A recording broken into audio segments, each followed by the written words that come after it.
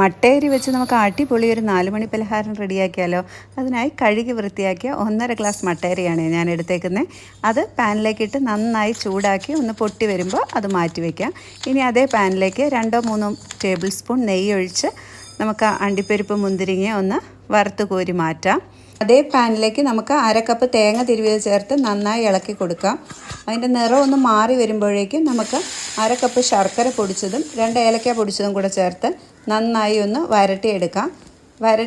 നന്നായി വരട്ടി വരുമ്പോഴേക്കും അതിലേക്ക് ഒരു നുള്ളു ഉപ്പിട്ട് കൊടുക്കാം. ഈ മധുരം ഒന്ന് ബാലൻസ് ചെയ്യാൻ വേണ്ടിയിട്ടാണ് ഉപ്പിട്ടത്. അപ്പോഴേക്കും നമ്മുടെ അരി വറുത്തത് ചൂടാറിയിട്ടുണ്ടാവും കേട്ടോ.